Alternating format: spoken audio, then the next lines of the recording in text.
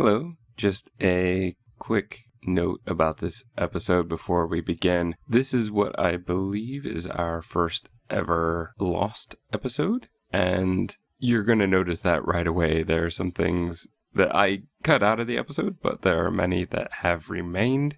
The sound, to me, as I was editing it, it obviously does sound a bit old, and this one, I believe, was meant to be my second game in the rotation, so this would have been episode 4, and it's very clear the one thing that I left in the episode that is clearly dated is we hadn't completely decided which name we wanted to go with at this point, so you're going to hear as we basically run it through the first time and decide that Buyer's Remorse it's going to be.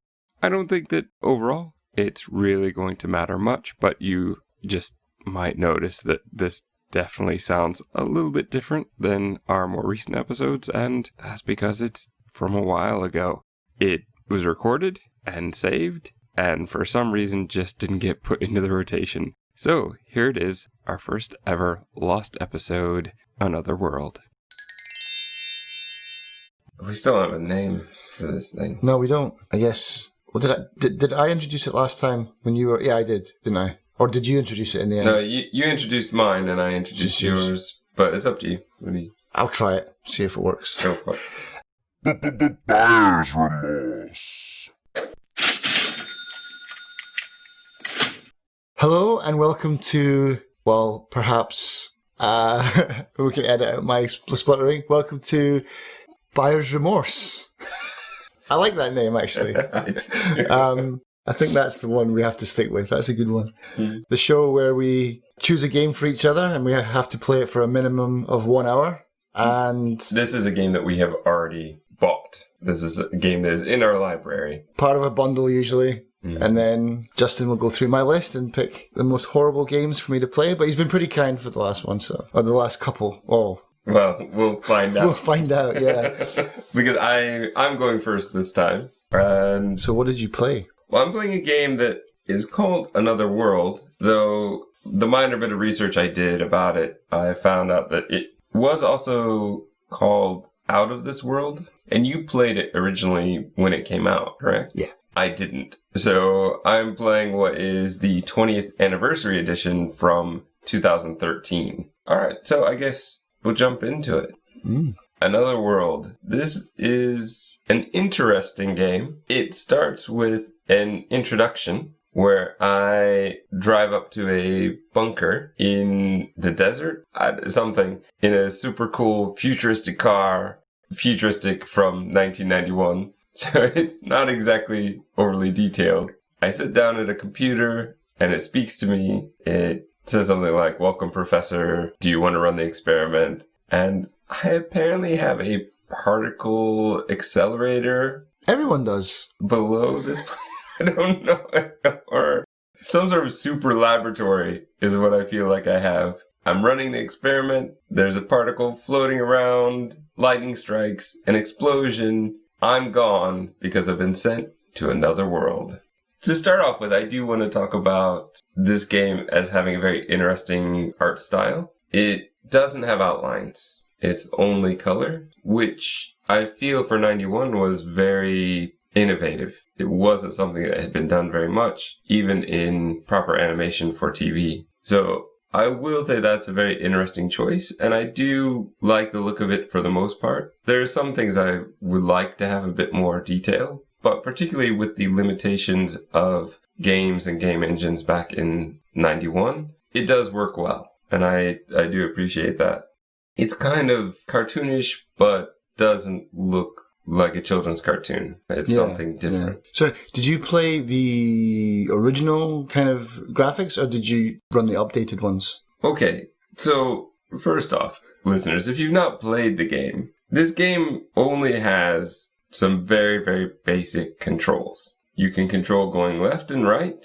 I played with controller. I assume you played with keyboard and mouse. I only had buttons that did running, jumping, and I had a weird button that would go back and forth between the original graphics and the new graphics. So I was able to see that, which I thought was very interesting, but frustrating because I really feel like they could have laid the buttons out in a much better way for this game. Okay, yeah. Rather than waste a button on changing the graphics.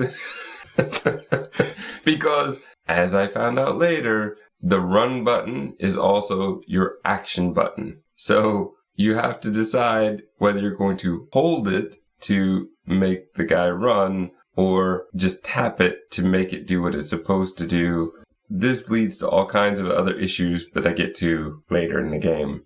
As I enter another world, I'm underwater, and then I swim to the top, not my control. And as I do this, I see a crazy beast in the background that reminds me of the demon dogs from Ghostbusters. Oh, I thought you meant the tentacles coming out of the water. No, yeah, in the hill behind you, there's like what are they called, those demon dogs?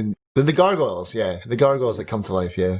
So I ran left, found out I could swing on a vine, but then the vine goes away, and then I ran to the right and was killed instantly by a slug with a spike on it. I was killed by that slug. I do not know how many times, but many times. Listeners, if you have not played this game, the controls are a problem in this game. They are, as I put it, not good. They are, well, how would you say? Because you played it recently, too. I played it, yeah, as well. The controls on the keyboard are probably better, to be honest. You think so? I think so. There's a button for run, there's a button for shooting and interacting. Yeah, it's not the same button. It's the same as Limbo, more or less, control-wise, but there's one extra key. And the button to change the graphics is all the way over here, not over here. Mm-hmm. So you don't get confused, like, oh, I need to shoot my gun. Oh, I've got nice graphics all of a sudden. That doesn't was help. Never a problem. That was never a problem. The problem was having one button do too many things when I could have had another button to do that. Right. So you died a lot on the leeches. I remember my first playthrough years ago getting killed by those things over and over again. And then your next part, which I assume you die again. Well, how long do we want to spend on this part? Because I spent a long time on this part. First off, I mean, obviously, there's 60 minutes of play. I'm going to tell you, I did not get very far. I felt like I did not get 60 minutes worth of play doing this game. Well, I'll also say that there's going to be spoilers, but there's not a lot of spoilers. I'm going to give away about 3 puzzles, because I feel like that's about as far as I got in the hour. So if you really want to start it from scratch, knowing only what we've talked about thus far, now would be your turning away point. However, I don't think you're going to get much spoiled in this one. The leeches, I don't know how many times, because the first one was tolerable. I could walk up to it, I could jump over the second one. There's a third one that falls, but it doesn't affect me that direction. But then in the next screen where there are 2, and then I think 2 fall from the top, that part gave me a lot of problem to get through. And I don't know how many times I frustratingly had to go through that. And the game is a bit punishing in the fact that it keeps starting me back at the swimming pool. Yeah, you've got to hit like a certain checkpoint for that. The checkpoint system's not very good in that game. How did you do that second part then? Did you not kick them? No, because I didn't know that was possible. Right. Because this game has no tutorial.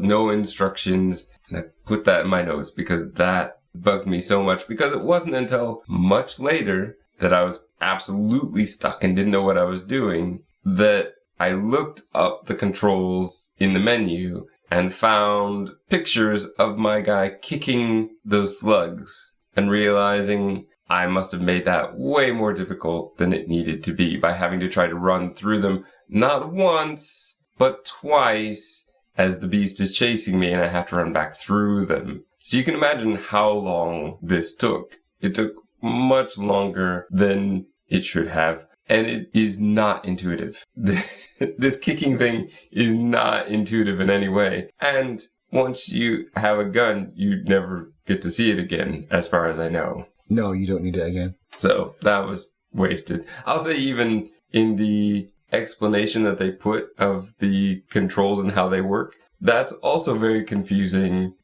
because what they've done for the joystick controls is they've put a dot in the middle and arrows around it for the 4 cardinal directions. And the dot is for the button. And so that also I found very confusing because on the controller, any controller now that has the dual joysticks, they are also a button. So I thought perhaps I need to push it in and do something else. But no.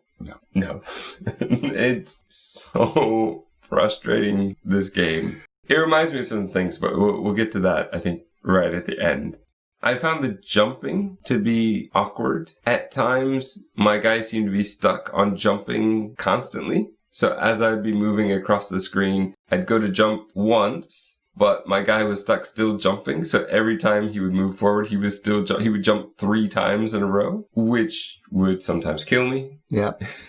And this is all, again, still, I'm in the first 2 screens, essentially. And the really frustrating thing is, I've played these kind of games before. I know that beast is going to show up and I know I'm going to have to run back through this. I know I'm going to have to jump on the vine. I know very early on when I realized the vine disappeared and I wasn't going to be able to swing across, I knew what I needed to do, but I probably spent a good 15 minutes just pushing through, trying to jump over these stupid spike slugs to get through this.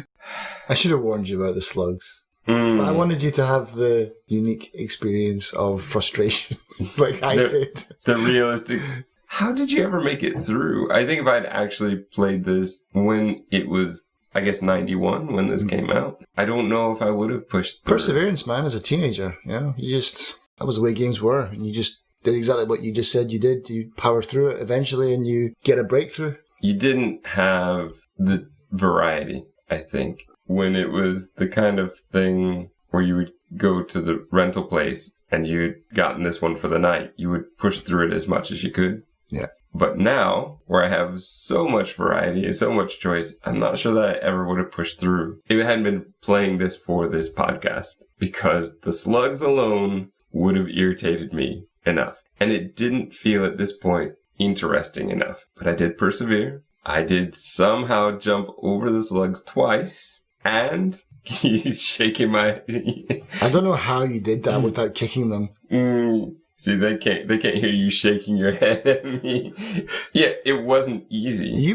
Maybe you've got some kind of record, like some pacifist record to like not kill anyone, but that's quite a feat, to be honest. No, you can't pacifist this game. That's impossible. No, I can't. Because of the next level. So I finally jump over the slugs, essentially 4 times, jump onto the vine, the beast jumps, dies, I get back, jump across the slugs again. Oh, no, that's right. The beast doesn't die, but gets shot by whatever these alien guys are. So, no, I jumped over them 6 times. Yeah. To then get shot, but not really shot. That part is very weird to me. The gun was on stun. Yeah, maybe. Set to stun. Yeah. Mm-hmm. So welcome to another cutscene. And in this one, I will wake up, see that I'm in a hanging cage with somebody else. It's very obvious what I need to do. I need to swing the cage. Then eventually it will fall on a guard, kill him, and I get his gun. Yay. Which is nice. It's pretty straightforward. You know what you're doing. I get it. And then I move into the next screen and get shot. And I will wake up in the cage and have to swing it again. Listeners, I had to arrive in the cage many, many times. I'm now starting to understand why Darren chose this game for me to play. He chose it because it's awesome. But I said it before and I'll say it again. The game is punishing because of the checkpoints. The checkpoints make you do things over and over again that you don't really need to do. And to see these, they're not long cutscenes, but the fact that you have to keep seeing them over and over again feels a bit punishing. So, for example, in the first level, when the beast jumps out at me, having to see that every time and then die and then see it again, it gets really, really frustrating. Here's a problem I have with this game, and here's a problem I have with many games like it, and the fact that you have to be perfect. So every time you have to do it perfectly. there were at least 2 times where I felt that the aliens came from behind me in a way that I wasn't really prepared for. You get kind of a warning shot, but then they shoot before you even see them. So you kind of have to anticipate them coming onto the screen and shoot at the right time to get them. They also have a shield that is not explained, and I didn't know how it worked. And I did not know for a very long time that my gun did the same thing. Yeah. So I didn't know I had this shield. That would have been useful to know. I also didn't know that I had a super explosive shot. And that is going to lead into the biggest frustration that takes me pretty much to the end of my hour.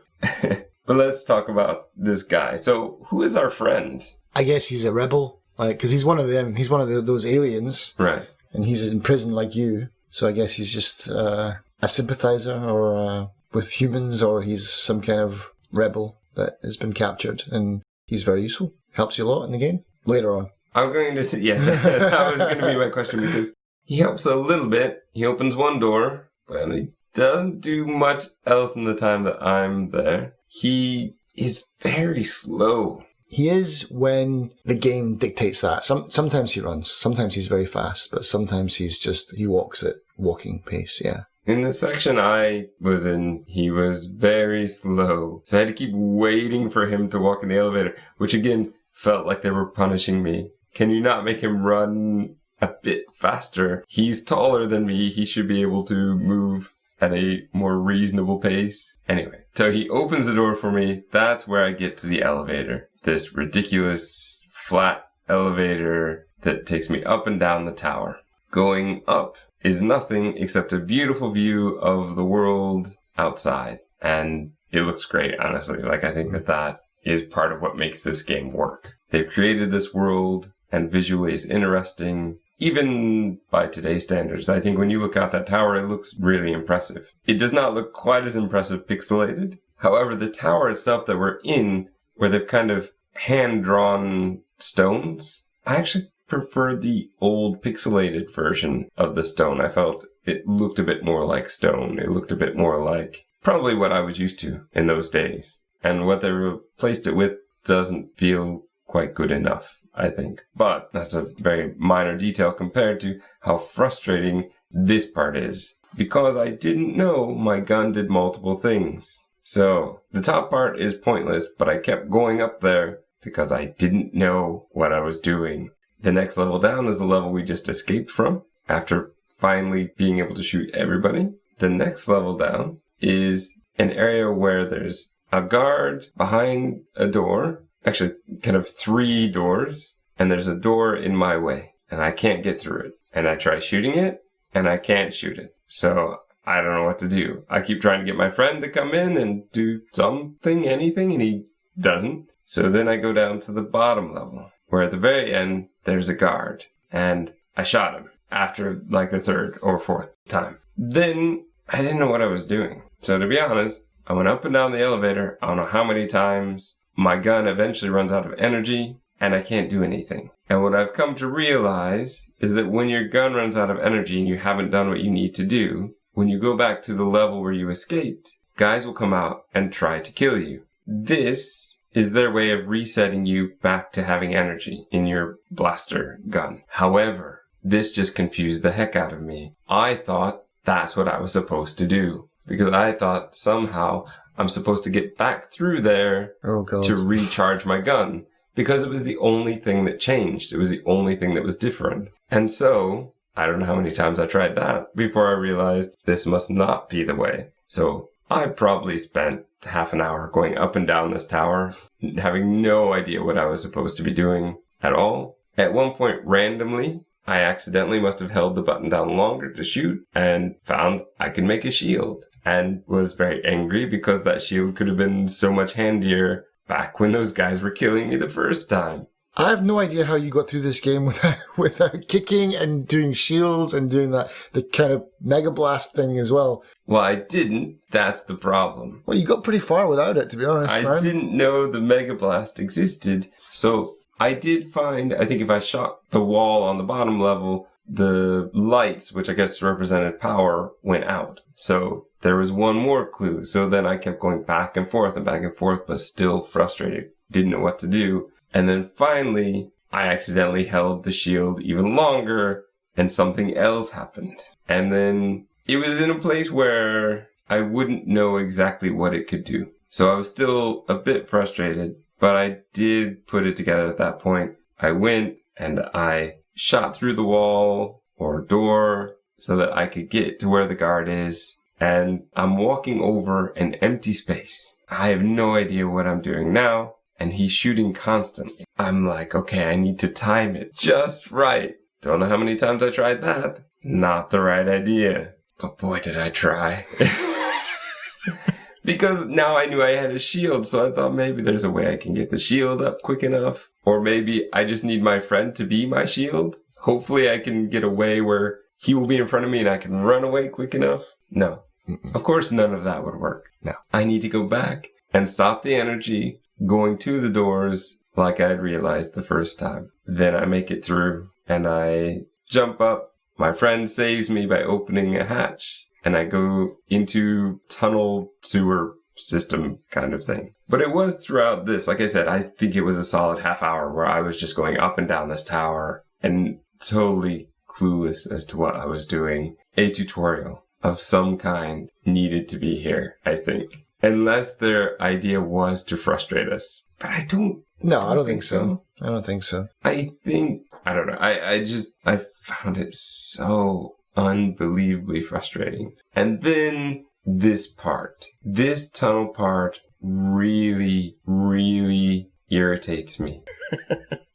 Because what they've done is they've only given me a small window of area to see. So you have to move very slowly because, of course, it's dangerous in here. Steam comes out of nowhere. There's no jet drawn in to show us where it's coming from. It will kill you instantly.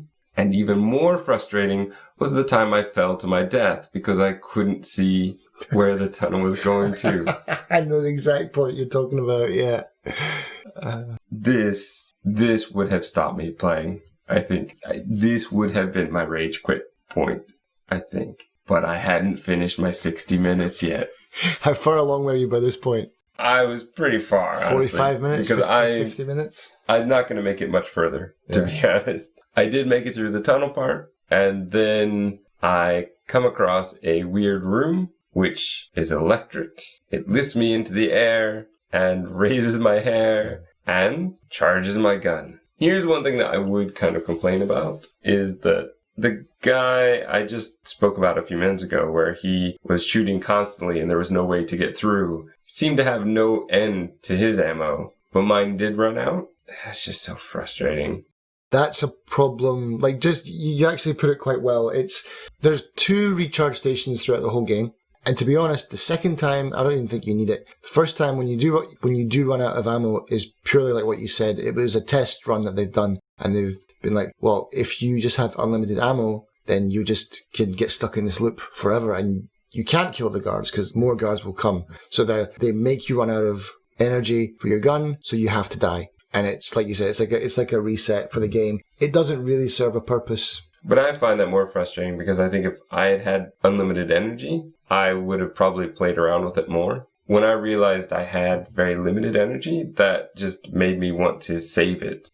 Yeah, but I mean, later in the game, even after that first refueling station for the power for your gun, you could stand there for 10 hours and shoot. It never runs out of ammo, ever. Okay. It's been programmed in, like, once you get to the spot, if you haven't done things correctly, you will run out of energy so that the game can reset and you can try again. No, I do understand. Yeah. But it's, again, the thing where they had to create those guys coming back to kill me to reset it. Yeah. To a point where I had limited energy. If they just give me unlimited energy, then I could have blasted through it at any time. I don't know. I just don't understand why they chose that. And it's very frustrating. So what happens then? So you recharge your gun and then... And then a whole series of me getting shot just before getting to this gap in a bridge and stupidly shooting the door to the energy room, which prevents it from actually working. Because I'm now so concerned that I'm going to run out of energy because of the first one that I'm running back constantly. So even once I do kill this guy, I'm running back to recharge my weapon. Then comes what is pretty much the end of my 60 minutes. The really frustrating trying to jump across this open area with spikes below it. I don't know if you have to run, but it felt like you had to run from the previous screen into the next screen to jump over to this ledge. And I couldn't even see the ledge because I just was focused on the spikes that I was falling on and starting to think perhaps that's not the way I'm supposed to go, which is why I went back to the energy room and shot the wrong door at one point. I don't understand what they were thinking of or why they were thinking this was the best way, but here I am falling to my death over and over and over again. And it's for two reasons. One, because I feel the controls are sluggish at this point and they have to be pretty precise. And two, because you have to go from screen to screen. And so you have to account for the loading time of the next screen to come up. It's really, really awkward. Yeah, they do that 2 times. Noticeably 2 times in that game, and that I don't know why they didn't just shift things over a little bit or like give you a longer run up, because there's one part later where you're running. Honestly, you have to tap jump. You can't tap it as you're exiting the first screen, and you can't even wait a second into the next screen. You have to tap it as soon as it loads, so you're waiting for that buffer time for the screen to load, and if you don't hit it at the right point, then you die, which is the recurring theme of this podcast. Apparently. Instead of another world, perhaps another death would be more appropriate. There's a rock wall in front of me. I blast it open. Feel good that finally there's something I know I need to do and I can do it immediately. And that's where the 60 minutes went off. So... Did you go inside? Is that the water cave? Yes. Yes, okay. And to be honest, I did go inside and I did play a bit longer, but my 60 minutes stopped with me going in. And I will say, this cave might be the end of it. I'm not sure that I'm going to keep going through. It's very confusing, and there are just things that are killing me. The cave is actually the second part I was talking about with the tricky jump. Yeah, there's multiple ones I've found, and it's very confusing. I found like 4 pathways, and I'm not sure which one is the right one to do first. And I'm now stuck in a place where I have to keep going back through. So this is beyond the 60 minutes, but I did play a bit longer.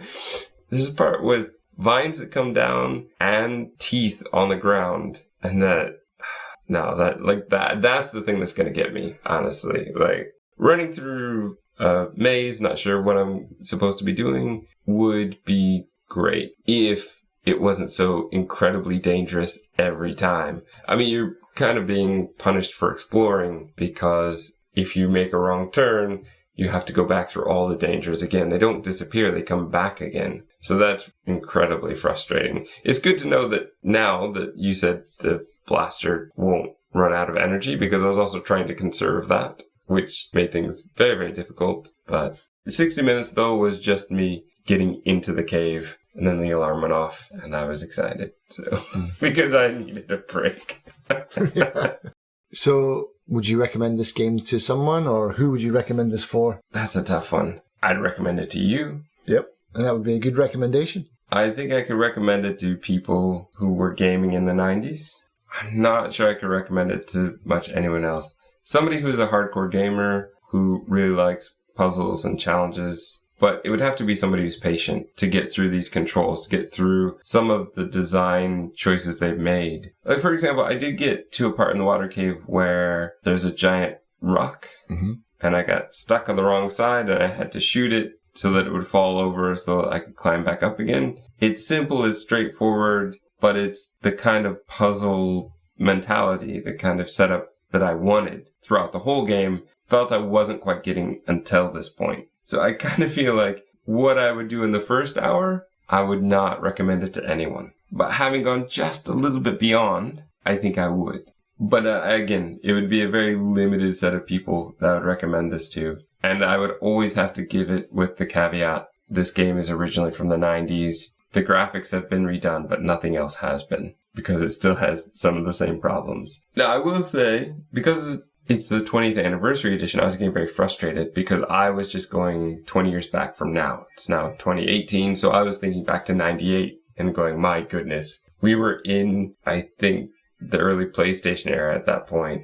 So games should be better than this one. But I didn't realize that it's actually originally from 1991. And that put things in a much different perspective. Like this, I looked up some of the popular games, and this popped up as number 2. It's from 91. Extremely popular.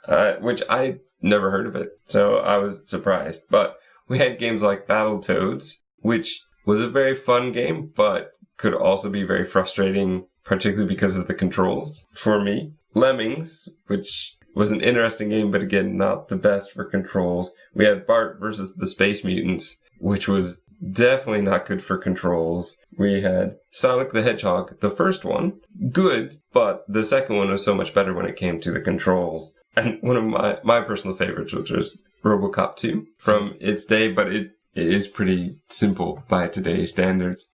But I look at these games and I start to realize what era this game really came from, and it doesn't seem quite so bad anymore. Personally, would have liked it if they had made a few choices to make the game better.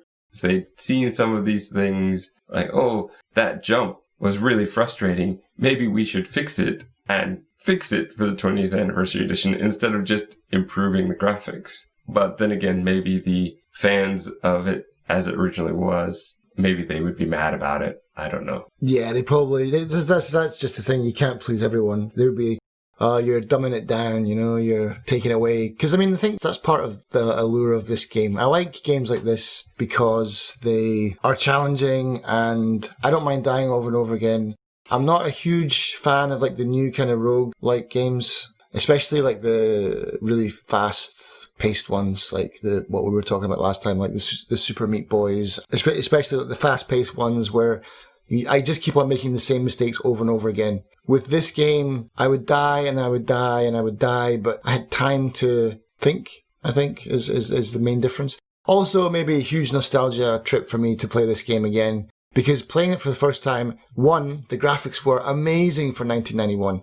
Like what you were saying, the art style, the no outlines. Some people even had a theory that some of the parts of that game were rotoscoped because the animations are quite fluid for 91. Like the cutscenes? Yeah. The game was different. The puzzles, the whole environments, the different aspects of the puzzles that you got were all quite unique. They followed it up with another game called Flashback, which was really similar. That's a good game as well. That takes another world's mechanics and builds a better story and a more fulfilling kind of story, because this one, really, you can probably speedrun this game in about 30 minutes. I don't think I could, but maybe you could. But I would definitely urge you to finish it. You should try and finish it because the story changes and different weird, just strange little mini games happen. There's some really beautiful things that happen later, but don't expect the frustration to disappear. You're gonna be angry. Okay. As far as tags, this game, I was hard pressed because I think like the game from last week, it was. I think I gave it the same 3 tags. I think platformer, puzzle, and difficult. I think those are the 3 that I put. Though I did see on, I think Wikipedia, I think they refer to it as an action-adventure game, as one tag, action-adventure. And I think that that's probably the closest thing that I would probably replace platformer with action-adventure, because I think that that's much more appropriate. However, what I really want to label it as, a tag that I don't think we would be allowed to say, is Dragon Lair-like. Yes. Because much like Dragon Lair, you have very limited choices and you can die instantly and you have to be kind of perfect and quick a lot of times. And that's very much what this felt like. This felt like taking the idea of Dragon Lair and making it this kind of game. I want to play that again, actually. I haven't played that in years. I will warn you, it is frustrating, even now. Do you have it on Steam? No, but I think I found an emulator somewhere to play it. The animation for it is so beautiful. Yeah. It's Don Bluth back from the days of, what was it, like American Tail and The Secret of Nim. Right. And so the animation for that game is just absolutely beautiful. And to feel that you're playing that game. But there is that point in Stranger Things Season 2 where they're playing it. And I'm just watching them going, oh, this game was designed to eat your quarters. But now you can play it without quarters, but it'll still be somewhat frustrating. But really beautiful. Worth playing, though I've never actually made it all the way through because I usually get so frustrated that I have to give up. I don't think I ever completed it. I probably didn't even get past the third screen. But clever for its day, and that's what I would say about Another World. It was clever for its day, and in some ways, I get the impression that it will still be clever when I get to more interesting parts. But the opening parts feel a bit mundane. So the first hour, I would probably not recommend it to anyone, but knowing that I played a little bit beyond that and knowing that there's a little bit more to this game, I would say, yeah, maybe. And you would definitely recommend it because you recommended it to me saying this was going to be a nicer week for me, you said. Yeah, I was wrong about that, eh? Well, I think perhaps if you'd been sitting in the room so that you could tell me some very simple things like, oh, you have a kick function. Yeah. That would have made a world of difference because then I would have made it further. Like that's the thing, you're saying that you could probably play through it in 30 minutes. It took me 30 minutes just to figure out that tower part. So I think I felt a lot more frustration. I think that this is probably a very fun game to play on a second playthrough. But the first time, because there's no tutorial, it's just really, really frustrating. Buyer's confirmation. And for this episode, I have picked for Darren a Spectrum classic called Where Time Stood Still that I never played when I was a kid. And I played a lot of Spectrum games. You didn't get this magazine with this disc or whatever. I did not get this cassette tape. I'm so glad we're getting through these because soon there's going to be none left to go through, man. It's just going to be done. Are there dinosaurs? No. Oh, that's a little disappointing. Basically, I started the game up, and with all these games, like The Great Escape that you played, yeah, the keys are all over the place. I don't know what the hell I'm doing. The reviews are like, this is the best game ever. They gave this a 2-page spread on like the old school Spectrum magazines. This is a 98% blockbuster title. So I picked you a winner. That's a shame. I was really hoping to give you something challenging. All this and more in the next episode of Buyer's Remorse.